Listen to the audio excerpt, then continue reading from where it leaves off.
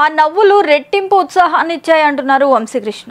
కూటమి ప్రభుత్వం ఏర్పాటు చేసిన తర్వాత ప్రజలకు ఇచ్చిన మాట ప్రకారం సంక్షేమ పథకాలను అవలంబిస్తున్న కార్యక్రమం పెన్షన్ పంపిణీ.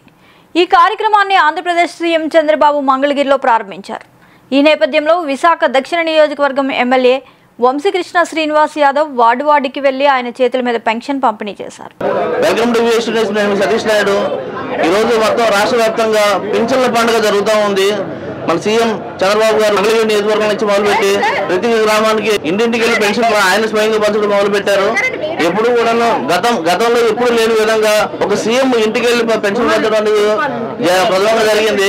అదేవిధంగా 175 నియోజకవర్గాల్లో ఉన్న వారందరూ కూడా ప్రతి ఒక్కరు ఇంటికి వెళ్ళి 7,000 రూపాయల పెన్షన్ ఇవ్వడం జరుగుతూ ఉంది. లక్ష నియోజకవర్గ పెన్షన్ పంపిణీకి వచ్చిన వంశీకృష్ణ శ్రీనివాస్ గారు పెన్షన్ పంపిణీ చేస్తూ ఉన్నారు. ఆయనతో మళ్ళీ వివరాలు తెలుసుకున్నాం. సార్ నమస్తే సార్. రాష్ట్ర వ్యాప్తంగా ఒక పండుగ వాతావరణం లాగా ఉదయాన్నే 5 గంటలకల్లా ప్రజలతో పబ్లిక్తో పాటు ఎన్డీఏకి సంబంధించిన ప్రతి నాయకులు 3 పార్టీ నాయకులు కూడా ఈ కార్యక్రమంలో పాల్గొన్నారు. ఇచ్చిన మాట ప్రకారం నెలకి 4,000 అంటే 1,000 రూపాయలు ఒకేసారి పెంచడం జరిగింది. ఇది 3 నెలలు కాబట్టి 3,000 కలిపి ఇవాళ 7,000 రూపాయల లెక్కన ప్రతి ఇంటికి తిరిగి పెన్షన్లు ఇస్తా ఉన్నాం.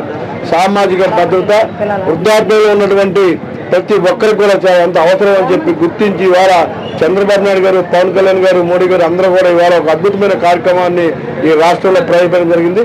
గత ప్రభుత్వం లాగా 250 కాకుండా ఒకేసారి ఇచ్చిన మాటని నిలబెట్టుకొని ఇవాళ పేదల గుండెల్లో ఒక వెలుగును నింపినటువంటి గొప్ప ప్రభుత్వం ఉందంటే ఇవాళ ఎన్డీఏ ప్రభుత్వం. అటు చంద్రబాబు నాయుడు గారికి, పవన్ కళ్యాణ్ గారికి, మోడీ గారికి ప్రత్యేకమైన ధన్యవాదాలు. ఇంకా ప్రతి హామీగా నెరవేరుస్తాం, పేద పిల్లలకు అండగా ఉంటాం, ఇంకా దగ్గరగా పరిపాలన చేస్తాం. వాళ్ళ కష్టాల్లో ప్రతి ఒక్క దాంట్లో కూడా మేము ఇన్వాల్వ్ అవుతాం. వాళ్ళని హ్యాపీగా ఉంచడానికి మా శాయశక్తిలో ప్రయత్నిస్తామని చెప్పి తెలియజేస్తాము. సార్ మొన్నే పురుడు పోసుకొని అధికారం చేపట్టారు. ఈ సంవత్సరం ఈ నెల నుంచి పెన్షన్ స్టార్ట్ అవుతాయో లేదా అనుకున్న తరుణంలో 7,000 రూపాయలు పెంచి 4,000 రూపాయలు పెన్షన్ పెంచడం కాకుండా గతంలో ఉన్న 3 నెలలకి మీరు హామీ ఇచ్చిన కాడి నుంచి 7,000 రూపాయలు ఇవ్వడం జరుగుతుంది. మీరు పెన్షన్లు ఇంటి దగ్గర పంచుతున్నారు సార్. వీళ్ళ ఆనందం మీకు ఎలా కనిపిస్తుంది సార్? చాలా హ్యాపీగా వాళ్ళ ఆనందం, వాళ్ళ మొహంలో కనిపించే ఆనందం చాలా హ్యాపీగా ఉంది మాకు.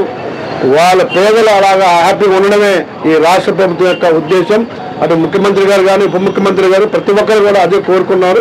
ఇవాళ అద్భుతంగా ఇవాళ చూస్తా ఉన్నారు. వర్షం పడటం లెక్క చేయకుండా ప్రజలతో పాటు నాయకులు అందరూ కూడా పాల్గొని వాళ్ళకి వాళ్ళ జీవితాల్లో వెలుగు నింపాలన్న ఒక కష్టం ఇవాళ ప్రతి ఒక్కరు పనిచేస్తున్నారు. కాబట్టి మేము కూడా ప్రతి వార్డులో తిరుగుతూ ఉన్నాను.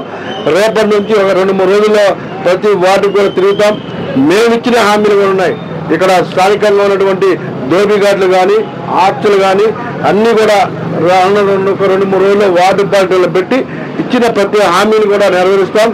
వాళ్ళకి ఏం మాట చెప్పామో 2 మాటలు అయితే 3గా నేను నెరవేరుస్తానని చెప్పేసి మీకు హామీ ఇస్తా ఉన్నాను. మీ ఏరియాలో ప్రధానంగా డ్రైనేజ్ ప్రాబ్లం ఉందని సార్, దాని మీద ఎటువంటి చర్యలు తీసుకున్నారు సార్? అవును, చాలా ఇబ్బందులు ఉన్నాయి. ఇక్కడ డ్రైనేజీ వ్యవస్థ ఇది ఒక ఓల్డ్ సిటీ కాబట్టి ఈ డ్రైనేజీ వ్యవస్థలో చాలా ప్రాబ్లమ్స్ ఉన్నాయి. ఇప్పుడే జెర్సీ గారు కూడా చెప్పాను, కమిషనర్ గారు కూడా చెప్పాను.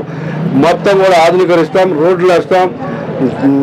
ఎక్కడైతే కళ్యాణ మండపాలు కానీ, ఎక్కడైతే ఏదైనా ఇబ్బందులు కానీ రోడ్డు పరంగా కానీ లేకపోతే శానిటేషన్లో కానీ ఎక్కడ ఏ ఇబ్బంది ఉన్నా కూడా 2 నిమిషాల్లో చేయిస్తాం, డౌట్ లేదు.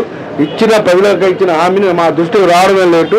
10 నిమిషాల్లో నేనే అక్కడే ఉంటాను సార్. ఆఖరిగా ఒక ప్రశ్న సార్, గత ప్రభుత్వం జెండాని మీరు విశాఖలో మోసి ఎంతో దాని ప్రతిష్ట తీసుకుని వచ్చి ఎంతో మంది నాయకులు తయారు చేశారు సార్.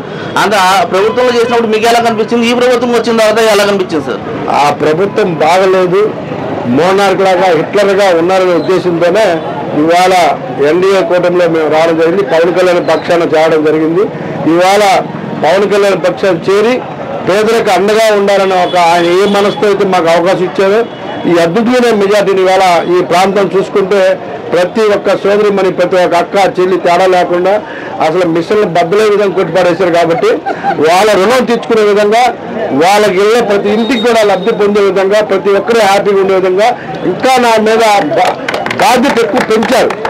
ఎవరు ఊహించిన విధంగా గతంలో ఎవరికైనా నిద్రలో ఎవరు ఊహించరు.